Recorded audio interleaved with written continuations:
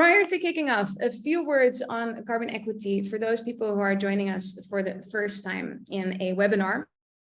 Carbon equity enables small ticket access to the world's top climate private equity funds. And to be clear, private equity here includes venture capital, growth equity, and buyouts.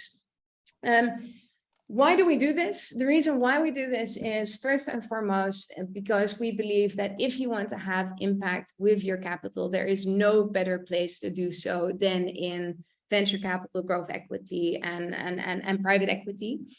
The very reason why we started carbon equity is we started with the question, how do we really move the needle on climate change with capital? And what we observed was that trillions of capital were moving into ESG baskets, ESG assets, listed assets. But our observation was, if you buy a share of Tesla, then what is really the underlying impact that you're having as an investor? And the answer is not that much. So our thesis is, if you really want to have an impact, move from A to B with your capital, then there's no better place to get started than in private markets, and especially in venture capital to fund radically new technological innovations, and in growth equity to scale those innovations. Second reason why private equity, in our view, is incredibly interesting also for retail investors is because private equity over the longer term has been known to outperform the public markets by quite a wide margin, and is therefore one of the more interesting asset classes available, unfortunately not typically available for smaller investors, which is what we help you do, get access to top private equity funds with lower ticket minimum. Our thesis is that climate change is one of the bigger challenges to solve in the world, and that technology companies are gonna make a hell of a lot of difference in solving these super hard challenges. And these technology companies can be both early stage and more mature. And we'll be talking about a couple of these companies, which are from the Lightrock portfolio, such as Sunfire, which creates electrolyzers for hydrogen, but also companies such as Kevany, who create sustainable wood products, or South Pole, which is more in the carbon offset space. So we'll talk about a lot of these examples in our webinar today with Kevin Bowen. What carbon equity does is we diligence all climate funds globally, US, Europe, and slightly outside of Europe. And we put them through a diligence process in which we look at climate impact and financial performance and select a couple of the absolute top funds in our perspective that really put capital to work to solve the biggest climate challenges, but also have a strong record of delivering strong financial performance. There are two ways to invest through carbon equity. One is to invest in a single fund or in a portfolio of funds, such as in the decarbonization portfolio fund, of which Lightrock is part. And we curate these funds together with our investment team, which is led by Lara Kolen, whom I briefly will introduce in a bit. Wiebe Visser, who is our managing director and has spent over 11 years with Alpinvest doing fund investments. Bas van Beieren, who is our investment manager, who spent 6 years with Alpinvest doing fund investments. And Lisa Rubenstein, who's our chief impact officer and who has designed our climate impact framework, which I dare say is one of the best in class in really assessing the true intentionality of a climate impact with fund managers. Lara will be joining us today to answer any questions directed towards carbon equity, how to invest in our funds. Lara spent over 6 years with Philips, where she single-handedly built the full venture capital portfolio strategy of Philips and invested over $1 billion in funds and in direct investments. So extremely experienced investor. All right, but today it's all about Kevin Bowen. And Kevin, it's a great honor to have you join. He is one of the partners of Lightrock, which is one of the top global top growth equity stage impact investors, I dare say. And Kevin has a focus on technology businesses that can really drive significant and measurable greenhouse gas avoidance. So this covers areas such as hydrogen for decarbonizing hard to electrify industries, such as steel and chemicals, notoriously hard to decarbonize, but also building materials with radically lower carbon footprints. We know that cement, for example, contributes almost 7% or 6 or 7% of total global carbon emissions. So how are we going to build the buildings that we need, but with lower carbon footprints, as well as many aspects of the energy transition? Kevin has been working in technology for the past 30 years and has been an investor for the past 20 years. So extremely experienced person. Kevin, wonderful to have you. Welcome at the Carbon Equity Meet the Manager series. Thanks, Jacqueline. It's a very great week to be here in terms of seeing what climate change is doing in real time across Europe. So I'm honored to be here and thanks for having me. Yes, it is indeed a good point. It's a very pertinent week to discuss climate change, and you can actually see it in the news headlines that everybody's talking about climate change. And at times I feel we need more natural disasters to get people awake at this moment and not later.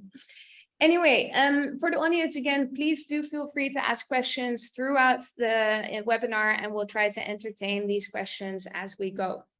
To get started, Kevin, I was wondering, for the people who have less experience with investing in private markets and specifically with growth equity, could you just give me a brief outline of what is growth equity? How does it differ from venture capital and buyouts? What are the defining characteristics? Okay, so if we break those three down into VC, growth equity, and private equity. So VC is typically taking a degree of technology risk. So it's the technology is not yet proven, and perhaps the market is not yet proven. We think that this technologies may come to market. We think there'll be buyers, but we don't know. It hasn't been proven yet. At the growth stage, what you're seeing is you've taken out technology risk. So you're not taking that risk. There are people genuinely buying the product. You may still have a risk as to how many are going to buy it, how quickly, but you can understand that. You can think that through. You can diligence it. And at that stage of growth equity, your real challenge is execution. Can you scale up production? Can you drive down costs? Can you go to market effectively? Yeah. And then as you move across to private equity, you're more into the performance optimization. So you'll have mature businesses, usually profitable. You'll often have a majority ownership, so you can direct change, and you're optimizing at a much slower pace, perhaps, in those businesses, and really driving for profitability.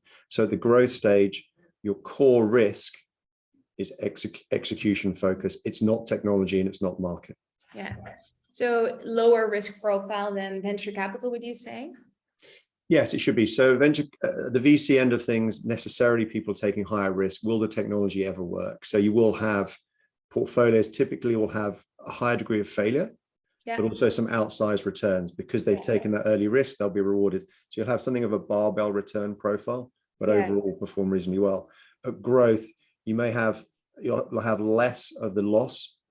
So you structure that so you won't expect capital loss. You expect your businesses to perform somewhere between well and outstandingly. So you'll have more of a normal distribution around returns, but you're still looking for those outsized returners as well. So you're looking for capital preservation. That's our first duty, to make sure your capital is safe, and then also that returns profile up from there. Yeah, very clear.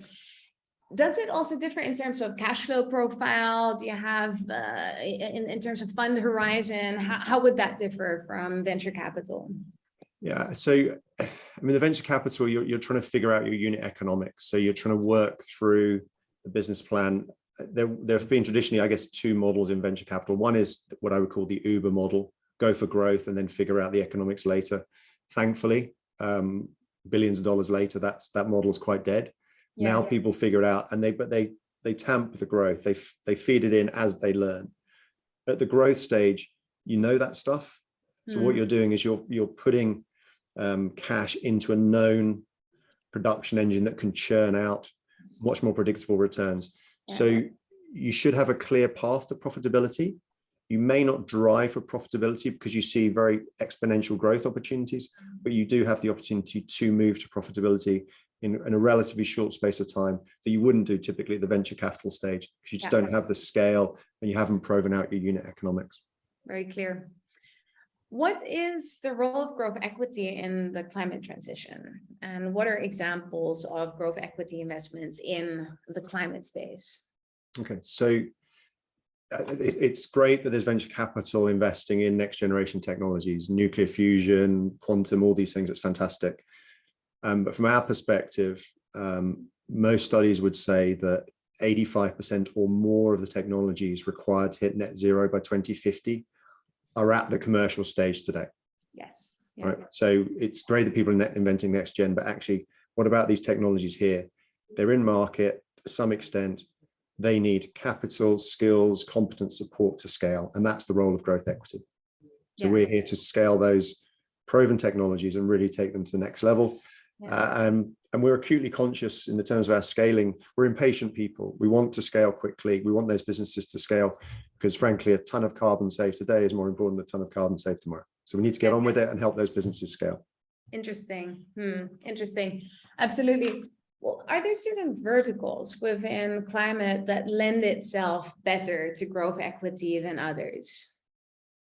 I mean, there are some that have been very heavily invested for a long period of time. I think if you look at things like aspects of mobility, those models, whether it's they've moved perhaps past growth equity, they're now into gigafactories or OEMs for EVs. But even within mobility, you've seen very underinvested areas relative to their greenhouse gas emissions. So areas like maritime aviation, they're underinvested.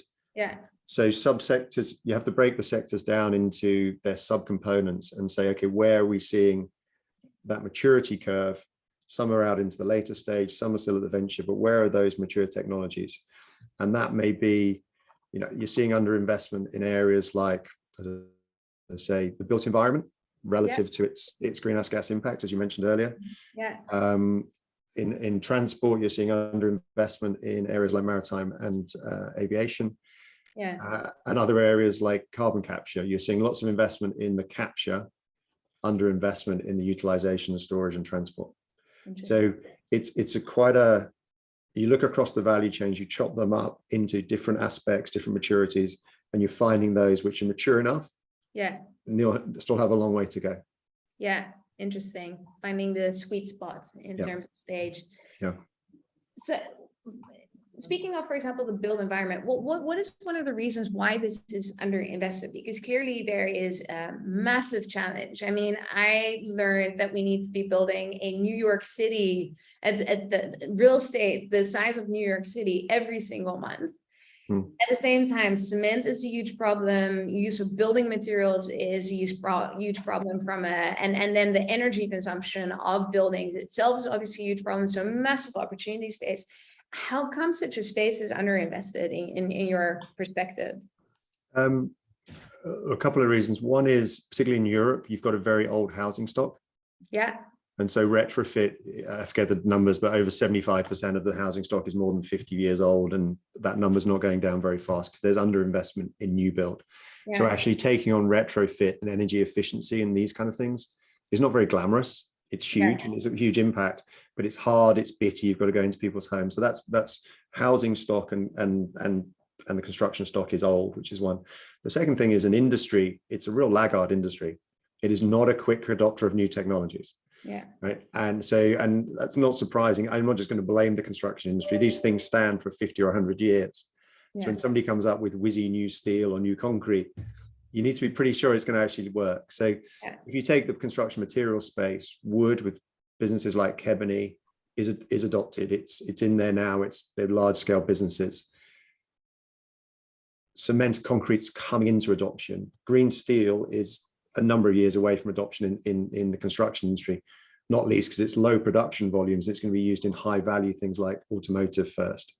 So you just see a spectrum of adoption in quite a conservative industry. Exactly. Speaking of decarbonizing industries, which is one of the themes that you focus on with Lightrock, what are the key trends that you're seeing within that space? And what are some of the category leaders that you see within the decarbonizing industry space? I think it's one of the things you see now about climate tech that's different is that for, I would say 20 years ago, a lot of climate tech was driven by sort of academic ideas and government pull. but that didn't help those companies come through. What you're seeing now is massive end use demand. And I think back to a diligence call I did on when we did Sunfire, we talked to a steel company. They account for 1% of German greenhouse gas emissions. And they have been told by their customers, VW, if you're not selling us green steel in 5 years, we're not buying steel from you. That is so interesting. So fundamentally, there's a massive pull through from, if you think about whether it's governments or consumers or corporates are making net zero pledges, they have to go through the stack to figure out how they deliver them. Yeah. And if your cars, it's going to be your steel, your aluminium, your rubber, and you have to pull those technologies through. So you're having massive end use demand. Interesting. Cool. Very interesting. Could you speak perhaps about a couple of these companies that you have been investing in and why you invested in them? Yeah, so we're thematic investors. What that means is we look at a big topic area and think about why we care from an impact perspective. And if I take something like hydrogen, why do we care about hydrogen? There's about 90 million tons of hydrogen produced for industrial use today, just on today's use cases. Yeah. 1 ton of hydrogen produces 9.1 tons of CO2 to make it. So you're talking north of 800 million tons of CO2, 2.5 to 3% of global emissions. That's just on today's use cases. Yeah. And pretty much all hydrogen today is made using fossil fuels and is horrific for that reason. So we care about it from an impact perspective today, and we care about it tomorrow because there's all sorts of things you can do with hydrogen. You can use it for transport. You can use it to decarbonize the steel industry by using it as a reducing agent. So it's a big issue. So it's a huge value chain. So thematically, we look at the big issues, and then we look across that value chain. We say, where are the mature technologies that we can scale with? In the case of hydrogen, there's lots of hydrogen planes or ships or transport or materials, but actually the whole thing is based on green electrolyzer production. Yeah. And that's matured. People are buying it in tens and hundreds of millions. So we look in that, we dig into it, and we say, okay, who are the leaders in that space? And that's where we came up with Sunfire, fantastic company. Got two of the leading technologies in the market. Delighted to say our analysis is backed up by an announcement you may have seen recently. The last couple of days, Amazon has also decided to adopt it as its core electrolyzer technology, along with Amazing. That's such a big So one of the biggest buyers of steel, users of hydrogen, and users of ammonia in the world is saying this is the leading company. So sometimes we get them right, and in that case, I think the thesis is being borne out by huge demand from end users. Yeah, amazing. A company such as Sunfire, you spoke about growth equity being all about execution risk, not technology risk. What do you see as examples of execution risks for Sunfire? Yeah, I think that's the execution risk for most companies at this stage is currently twofold. One is supply chain. And that can be absolute issues in supply chain like power electronics or semiconductors. Just are they available? We have 4 businesses that use significant amounts of semiconductors and power electronics, and that's just a challenge. So you have to work through that. So it can be availability. It also can be cost. Yeah. If you need steel or you need transport, the costs have just gone higher. Yeah. In Kevin's case, wood prices were high historically, and then Russian larch is no longer in the market, so wood price have gone up. Yeah. So supply chain in all its forms is an issue at present. The other is talent, right? Yeah. Purposeful companies, as you know, have a great advantage in hiring because they can attract talent. But that helps. But if you're trying to hire an electrical engineer, a top-class electrical engineer in Menlo Park, or embedded software engineer in Berlin, you're still in a war of talent. So those two things, supply chain and talent, are the 2 execution risks. Interesting. So we're seeing a lot of demand from end user customers. That's a positive thing. How are you looking at exit opportunities for these companies down the line? Yeah. So we always work with our companies to be IPO ready. Yeah. There's not many public listings going on at the moment, but the discipline of getting ready for a public listing is a really good one. Have you got a repeatable business? Are you reporting well? Are you structured well? So we always prepare the businesses for that. And then the exits are twofold. One is there's clear strategic acquirers of some of the businesses. If you look in the energy transition, like a hydrogen electrolyzer business or a fuel transition business like Mainspring, or a data center compute business like Liqid in our portfolio, there are clear strategic buyers because they've developed step change technologies and they're winning massively in the customer base. Yeah. In other businesses like Kebony is a fast growing 50+% growth business that's profitable. Mid-market buyout companies love that kind of thing. So in due course, that's also an option. So when we go into the investment, we always think through very clearly what our core exit opportunities are. Interesting. Yeah, exactly. Speaking about Liqid, I thought that was a super interesting company. Could you talk a little bit more about what Liqid does? Yeah, so Liqid, as all of you know, data centers are a massive user of energy today. And that's only going to grow because we do too much of this and our kids do too much of this as well. So we're all guilty. So data centers is a key theme that we've looked at thematically about where we can change that, make that energy use lower or greener. So you look at everything from the construction, you look at how you cool them and everything else. Liqid is a really unusual business. It actually goes in and reduces massively, like 60 to 70%, the amount of energy used for any given amount of compute. So as computing need goes up for edge applications, AI, it effectively uses, I won't go into it in depth, it uses the servers and all the infrastructure in the data center much more efficiently. So that massively reduces both your energy use and your water use for cooling, also e-waste, because actually one of the things that's not really spoken about is typically servers in data centers may only last 2 years. With Liqid, you can get out to 5 years. So that's been proven out with all the hyperscalers and many data centers are really having this radical reduction in energy use. And that's why we think it's a fantastic company and it's growing very fast. Yeah. Who would you see as potential buyers or types of buyers for such a company? I mean, there's a number of people whose lunch we're seeing, like HP, for instance, that you've obviously seen Broadcom merger recently. So the data center space is a vast industry. And there's a lot of people who want to be in it and want to have really differentiated technology. Yeah. Because this technology sits right at the heart of the data center. Yeah. There's no shortage of potential buyers, shall we say. No, exactly. I can imagine. What is the target timeline between initial investments and exit of such a company? Yeah, so we work on the basis of 4 to 7 years. I mean, that's just sort of a natural path because we're working with companies where they have got significant growth potential. And when you exit a business, you don't exit when it's gone X growth. You need to leave more growth there for the public markets or the buyers. So that kind of area allows the business to work through some of its execution challenges, have those repeatable models, and really have a nice valuation uptick. Also, from our perspective, we have 2 filters: financial returns and impact returns. Yeah. So in that period, you'd expect the impact returns to really be proven out and have that demonstrable, in the case of this, what we do in climate, demonstrable greenhouse gas emissions, and really prove out their thesis. Yeah, exactly. Yeah, cool. And in that period of 4 to 7 years, you seek to add as much value as you can as an investor. Yep. What is your value creation thesis as Lightrock? How do you mitigate the execution risk? How do you make sure a company is as successful or much more successful because you invested in it? So just one thing I didn't mention at the start. So growth investors typically are a minority investor as well. So it's not like a buyout where you control it. If you don't like it, you can change the management. We exercise soft power. So we can only do that through having a relationship of trust, which is not the same as being a cheerleader for the company. There's too much of that going. We are critical, supportive friends. And so that's building up that rapport and then being honest about what you can and cannot deliver for the company.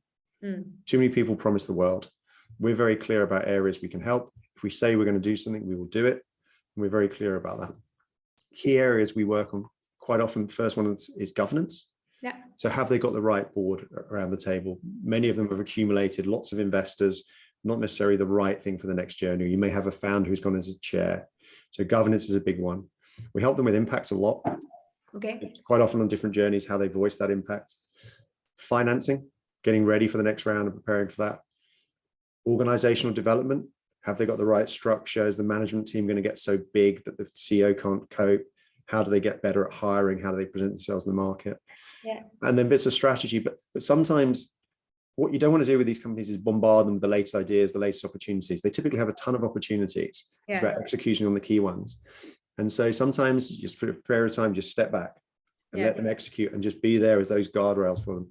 There's no one playbook. And I think one of the things that we see in this industry is people come with a playbook of this is how we're going to do this investment.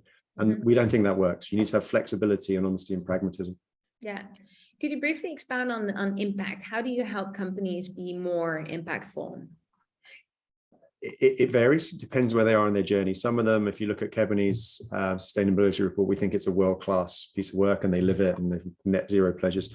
Others don't necessarily think about themselves as conscious businesses. So we set up frameworks for screening these opportunities from an impact, risk and return perspective on the way in. And then through the investment process, we work on what we call, I'll talk about impact. We have ESG as well. We have an impact via value creation plan. So it's areas where we think they can be more impactful, areas where we can reduce impact risk, and we work with them over time. We agree that plan before we invest. And that may involve, updated life cycle carbon analysis. It might be hiring their first impact officer. It may be how they work at a company level rather than the product level, a whole bunch of things. And then we work with them through that to make sure that they're fully delivering and understanding their impact and giving voice to that impact. Because as I say, for our companies, impact and their impact credentials are a real superpower for attracting talent, capital. So we want them to give voice to it. Not for our sake, but just for their sake. Yeah. Taking one question from the audience, a question by Annemiek Wassink. How do you measure impact returns in practice? So for the climate opportunities, is always the top level is measurable greenhouse gas emissions. So we'll work through and how that's worked out. It varies. We may use things like Iris Plus metrics, or we work with the Upright project. So if you take something like Kebany as an example, for instance, Kebany is a modified wood. It replaces concrete and steel, but it also replaces tropical hardwood. Cool. So things like teak and Ipe. So we will look at, in that case, we measure against Ipe, the closest competitor. There's a very clear carbon footprint of Ipe, very clear carbon footprint from production, transport, and in life and end of life in Kebany. We compare the two, and then it's the volume we sell times the carbon saving is very clear. We could blow that number up by saying, actually, we're displacing steel with everything, and it would be 20 times as much impact, but we're just very transparent of how we do it. And when we report on this stuff, we're very clear about our methodologies. There's no mystery. We're not hiding anything. Interesting. Cool. Good question. About prospecting impact, because often when you're at the start, I mean, this is more relevant to VCs, but also for growth equity. Typically, you're investing in a growth case as you expect the impact to scale as you go along. Yeah. How do you compare different companies in your selection policy on impacts when this is prospective impact? We don't set a single threshold. We don't say this has to do 100 megatons or anything like that. The reason we don't do that is because that can drive you to do easier to abate things. Yeah. Whereas actually, taking the example of construction, you may not have a massive impact within the life of the investment, but you can really move the needle in adoption. So we work through key impact linked to key performance, so volume or revenue or number of or megawatt hours or whatever it is. And so it's actually relatively easy. Once you have those metrics and they're verified, you see there's a straight link to the business plan. So as revenue goes up 10x, where does the impact go? So that's actually relatively simple. But there's great funds out there that do say we're going to have a minimum threshold. We don't do that because we feel actually we want to be tackling some really, really hard to abate sectors. Yeah. Interesting. Cool. I want to talk a little bit about market dynamics. A lot in terms of climate is happening in the US and now increasingly so in Europe. How do you look at the European market versus the US market for climate technology? In terms of maturity or various aspects? I think. Yeah, good point.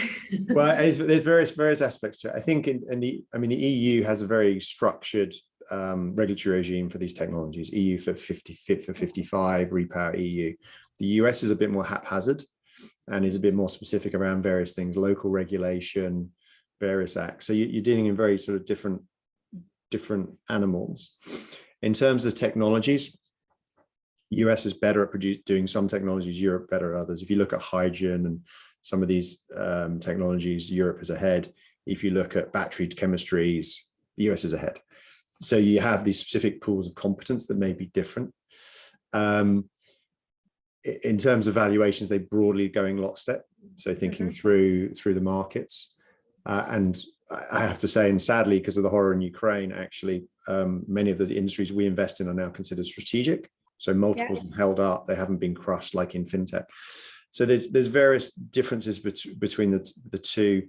The pools of capital in the US for the growth stage are a bit deeper. And we're part of bringing those deeper pools to European technologies. So yeah, there's similarities in some areas, but differences, they diverge in others. Yeah, exactly. Then there's a third player, China. US has recently been very challenged politically. There's been a lot of opposition to Biden's climate agenda, both by the Supreme Court, but also certain Democratic senators. So they're seeing challenges, and some people are saying, well, this creates a massive opportunity for China, which is already leading in certain industries or certain segments of the climate tech industry. How do you see this playing out, and specifically for certain industries such as solar cells, batteries, and hydrogen? Yeah, I speak as somebody who has borne some scars from upstream solar technology when China just dumped crystalline silicon. So I'm acutely aware of this risk. I think the EU and the US have woken up to these being strategic industries. Yeah. They're just not going to lose hydrogen or battery technology. They realize they've lost a lot of battery or lithium refining already, and they're desperately trying to get them back because they realize they're strategic industries. It's going to take a time in some of these industries. But if you look at, take hydrogen, China can produce low-cost electrolyzers.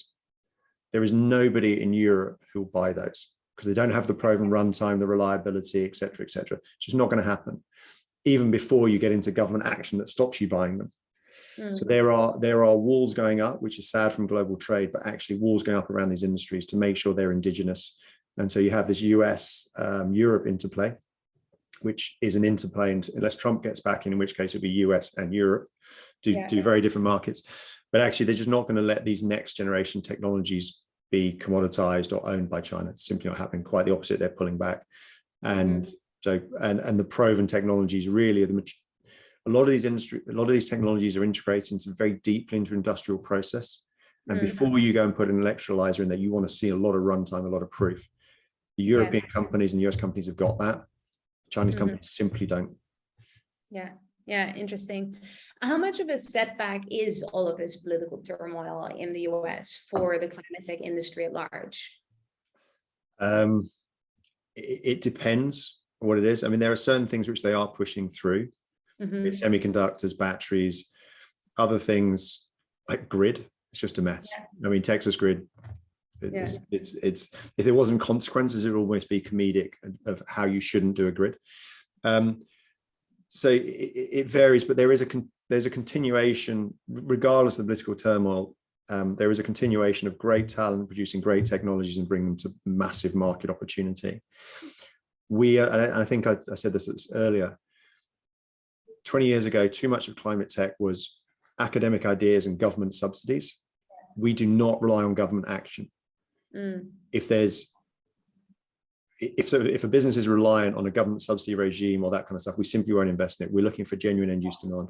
So we don't have that exposure. We want its upside. If you get, one of our companies has got 160 million of grant financing, that's great, but we don't rely on it. We don't predicate the business plan on it because that's too unreliable. Actually, in EU or the US, you can't rely on that stuff.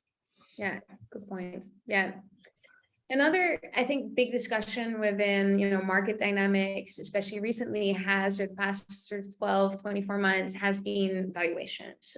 A lot of interest investing in climate tech, more and more funds, also more traditional, more traditional private equity houses such as General Atlantic and DBG Rise starting climate funds, and perhaps too much capital entering the market. What are you seeing, and how is this playing out in terms of valuations?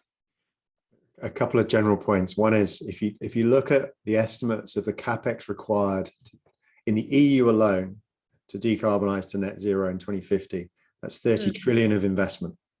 Yeah. 30 trillion. We have deployed around $1 billion globally into climate tech over the last 4 or 5 years. We're one of the biggest. We're one of the biggest investors. So $1 billion versus 30 trillion in the EU alone. There's nowhere near enough capital out there to do what we need to. Anyway, regardless of the sector or stage, great companies will have people wanting to invest in. There will be competition for those deals. That's never going to change in any part of this. So you have to prove your value add. In terms of competition, there's more than 1,000 growth stage climate deals get done every year. And for a fund like ours, we're deploying to 4 or 5 a year. And in each of those 1,000 deals, there's more than one seat at the table. This is not a buyout where a single company takes it. Yeah. Thoughtful founders build rounds. So there may be 4 or 5 opportunities. I think of the last 2 investments I did, we brought 5 new investors into one and 6 into the other because they gave us different value add. So there's lots of opportunities here. There's not a paucity of opportunity.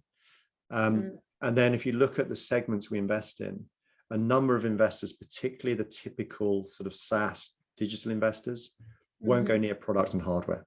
Yeah. It scares them. Simple reason is software you can get 95% right, put it out and then iterate. Product you have to get right. So it scares them. So where we see, I guess, competition or more valuation being excessive is in areas like carbon accounting, some of those areas which are digital asset light businesses where traditional tech investors want to do climate. Yeah. So we're not seeing undue cooperation, undue competition. We find it actually a very collaborative space. We collaborate with most of your in once either as their earlier stage and we go on, or we work with them together. So it's a collaborative space for like-minded individuals. Where your struggle if you come into this space, I think, is some of the big funds want to deploy 200-300 million into a round and do the whole round, whereas the founder says, actually, I want to get some Asian money, some specialist money, some of this, and they want to build very thoughtful rounds for the journey, some strategic money. And so that's more of an issue if you're trying to deploy a very big check into a company. Yeah, I can imagine. Yeah, exactly. Recently, there has obviously been a lot of market turmoil, massive slash in valuations, and public markets, private markets will not remain untouched. What are you seeing? How are you expecting this to affect you as an investor in this market, and perhaps the private markets at large? Okay, I'll just get out my crystal ball for this one, shall I? Yeah. So a couple of points generally. We are never the top bidder in we don't go the highest price in opportunities, right? If a founder is looking to maximize valuation rather than value and impact over a period of time, they're not the founder we're going to want to back, right? Yeah. And what we're seeing actually is a lot of people who did that in 2021 are coming back regretting they did that, and that's fine. So we're like not Elon Musk trying to buy Twitter. Elon Musk trying to buy everybody. We're not a fan of megalomaniacs. No. So we're not at that. We're priced well within the curve, and there's examples of lots of that. I'm really old, as you can tell, so I've seen lots of corrections.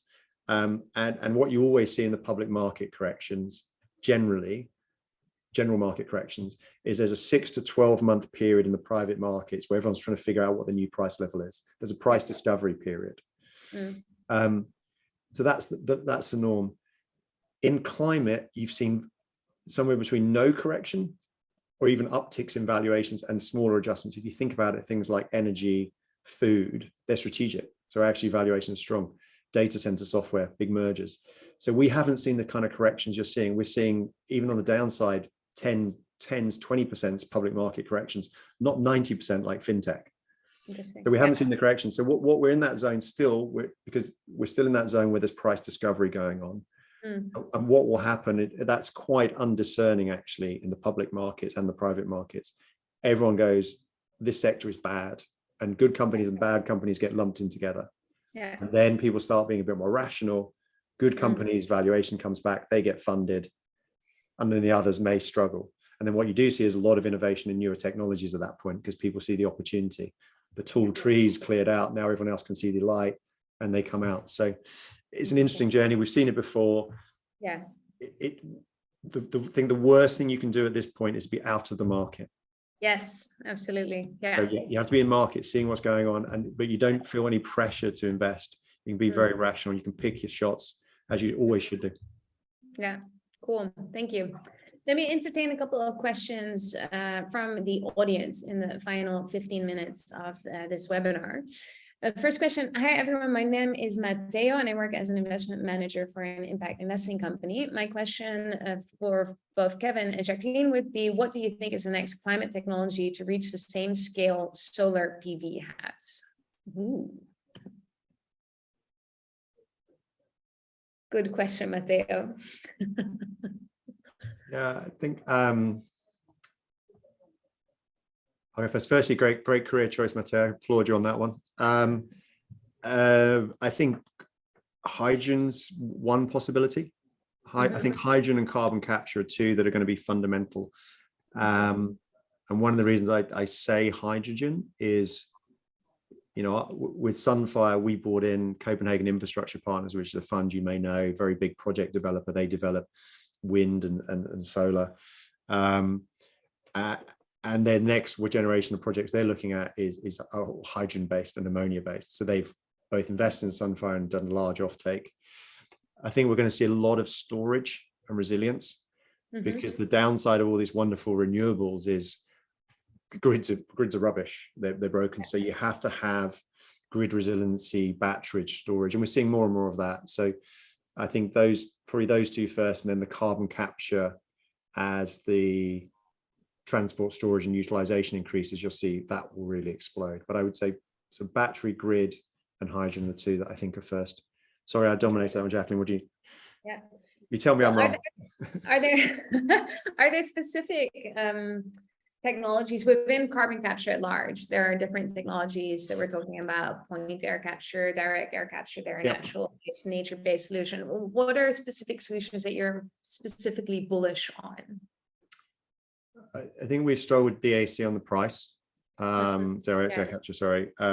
We're seeing businesses like Carbon Clean in the UK, Svante, some of these businesses coming out and really driving down the cost as they go to modularity, and also they're deployed in a lot of their core use case industries. So they're in the cement industry, they're in the waste industries. So point capture currently is probably the most advanced, albeit direct air capture has received a lot of funding. The economics don't yet stack up, other than a couple of businesses that are coming through. So that's where we focus. But then the what next question is, what do you do with the stuff after you capture it? And that's why you're seeing a lot of carbon capture in oil and gas, right? Which is quite controversial. Oil and gas and remediation in the wells and well extraction. So that piece of the puzzle needs to be developed. And that's actually where government could step in and do better. Interesting. Yeah, cool. Another question, Stijn Eiska is asking, currently a lot of attention is focused on the use of critical materials of technological innovations. If you invest in, example, electrolyzer technology, do you take into account the possible usage of such critical materials when the technology will be adopted rapidly? If so, how do you assess this potential future usage? I think what he's referring is to the supply chain challenges of critical input materials and okay, so I'm not sure how much I take electrolyzers and I'll do batteries as well, because it's kind of batteries is one that most people understand better. So in electrolyzers, there are two main technologies in market today. One is pressurized alkaline, the other is PEM, polymer electrolyte membrane. We, for instance, wouldn't invest in PEM, the second one, because currently, I'll get my numbers slightly wrong, but 1 gigawatt of PEM requires 0.4 tons of iridium. Yeah. And there's only 8 to 9 tons of iridium mined every year for all the use of iridium. So if you're trying to grow, there's no physical way you can currently go to 10 gigawatts of PEM. So we wouldn't do that. So we think that's technology's challenged and they should have radical improvement. So that's one thing. We always think through what's the supply chain. The classic one is batteries, right? And so we, as a house, we don't believe in core lithium. We don't want to back core lithium technologies. So there's a little bit around lithium optimization. Can you use less? Can you use graphene, these kind of things. But actually, we're very interested in non-lithium and non-nickel, non-cobalt, non-manganese, other technologies, sodium, silicon, these kind of things, which don't have that supply chain squeeze.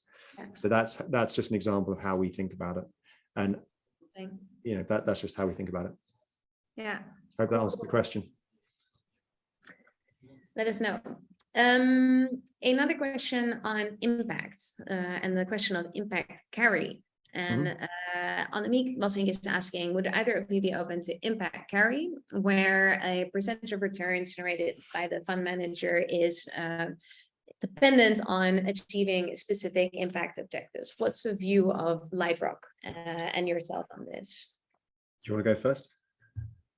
Well, carbon equity does not charge carry, so so we do not have an impact or any carry component in our compensation. Carbon equity only charges management fees, so this is not a question for us. We do obviously think a lot about impact carry. So impact carry is one of the facets that factors into our impact diligence. So what I mentioned previously is that we diligence funds both on impact and on financial performance. And in the impact diligence, we go through a 40-question scorecard in which we basically assess how is impact embedded in the fund from start to finish. So how does a fund select for impact? How do they, what is the governance? How do they make decisions around this? Who in the team is responsible for impact? How do they prospect impact? How do they report on the impact? Is impact part of the carry incentive? Yes or no? And so we look at the full spectrum of how impact is embedded in a fund. And the reason why we do that is to make sure that a fund is truly 100% committed towards achieving impact, but also has the structure in place to make sure that they do so successfully and not opportunistically stray from their impact mandate. So it's just one of the factors that we look at, but not the only factor. So we will invest in funds that do not have an impact carry. Yeah. What's your view, Kevin? Yeah, and we debated this long and hard. And I think we came down, we don't have impact carry in this fund. I think we will do in due course. The reasons we don't is because it can create perverse incentives. Okay. Yeah.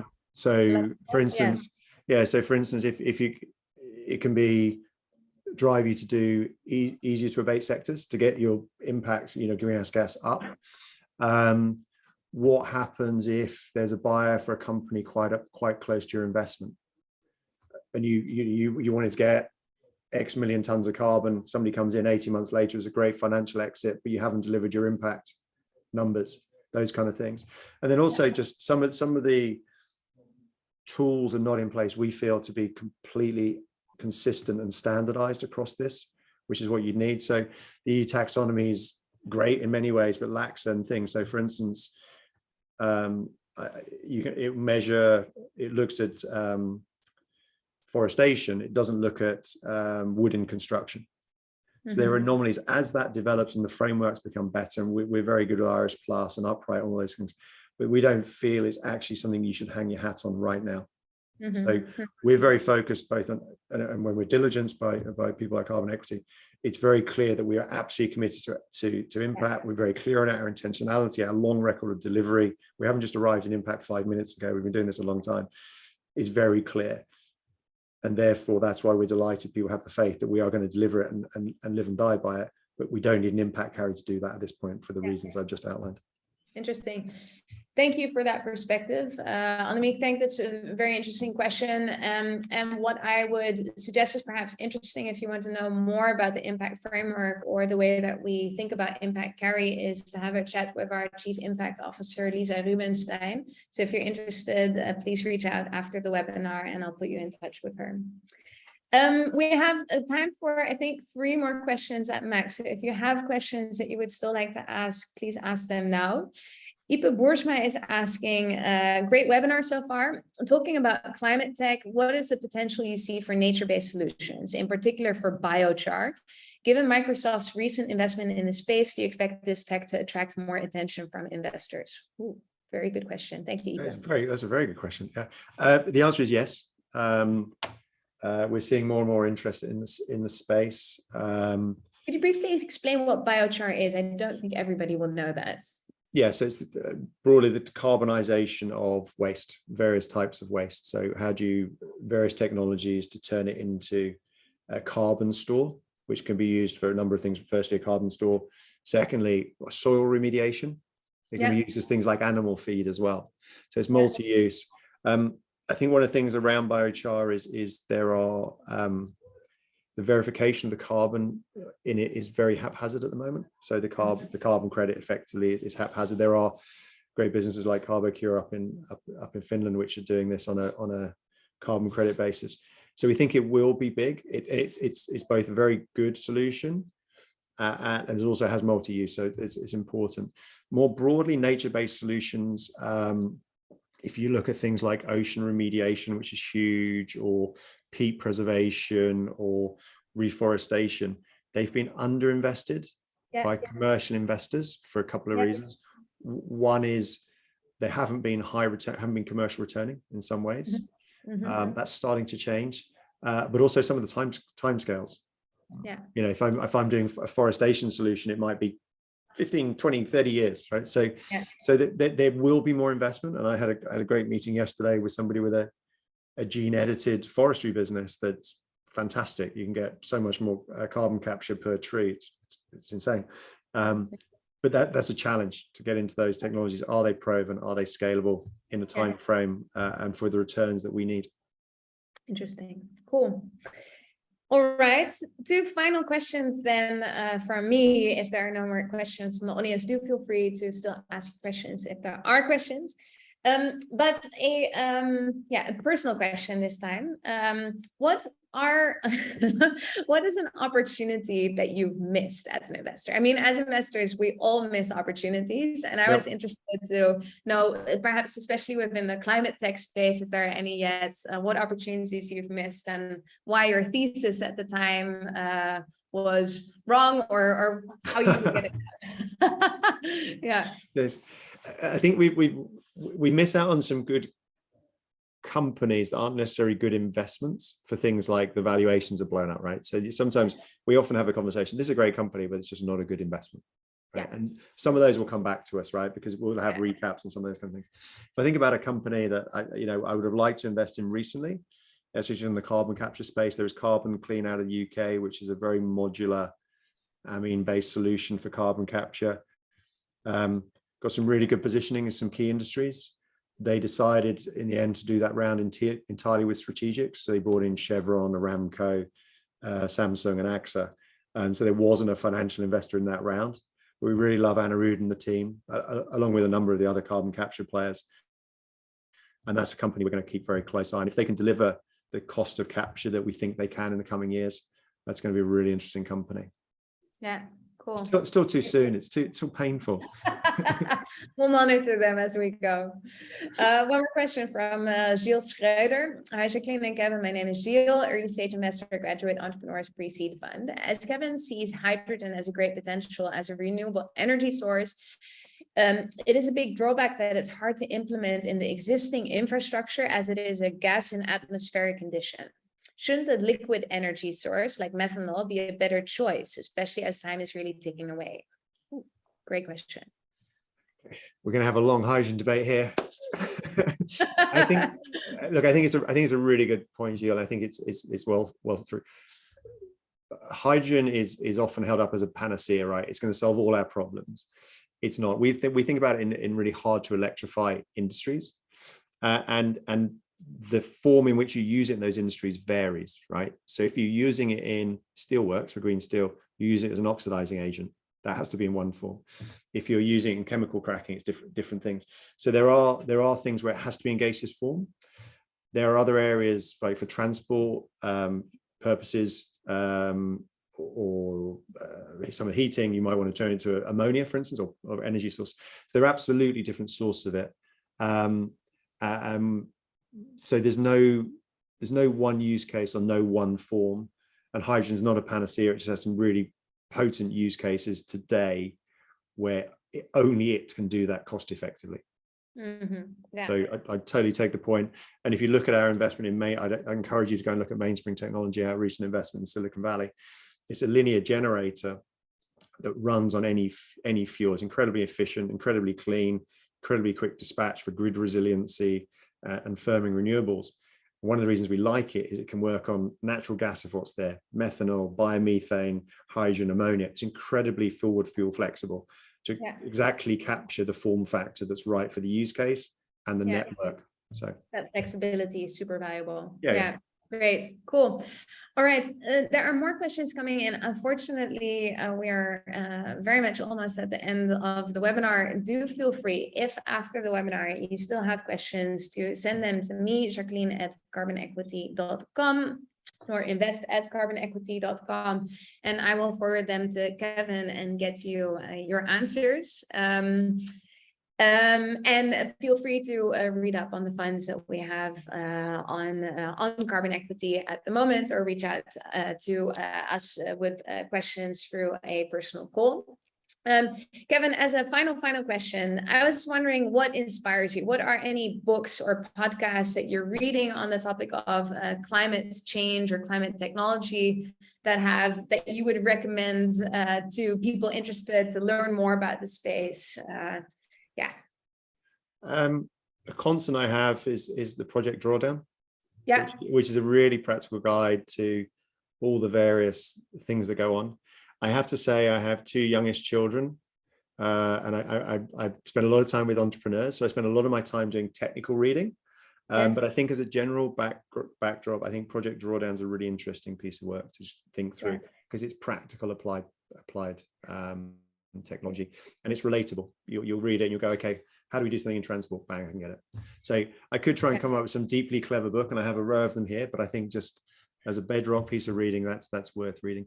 And then, you know, the UN SDGs, just follow through some of the flow from that. They're just worth understanding how they play into what we do day to day. Excellent, cool. Any podcasts that you listen to that you think are particularly interesting, or not a podcast guy? I don't get a chance to podcast. I cycle to work, and I believe in listening to cars. So I don't have survival instinct kicks in. So I don't get podcasts. Sorry to be uninspiring on that one. All right. Please send me good podcasts. Please send me anything you think I should be doing and reading. I'm very open to ideas. I personally love Shale Khan's podcast. He is a managing partner of Energy Impact Partners Frontier Fund, which is also in the Carbon Equity Climate Tech Fund of Funds. And he has a great podcast, which is called Catalyst. And previously, he had a different podcast called The Interchange, which is also good. And he speaks a lot about deep tech technologies in climate tech. Energy Transition podcast is good. And I listened to Bloomberg Green. They have, I forgot the name, but they have a very interesting daily show or weekly show on energy technology. Cool. Thank you so much, Kevin, for being with us and for entertaining all of these hard but super interesting questions from our audience. Thank you all for attending today. As mentioned, the session was recorded, so you can have a look back if you want soon on our website or on YouTube. Do feel free to forward any questions to myself, Jacqueline at carbonequity.com, or our general email, invest@carbonequity.com. And I look forward to continuing the discussion and entertaining your questions. Thank you very much. Thanks. We'll close now.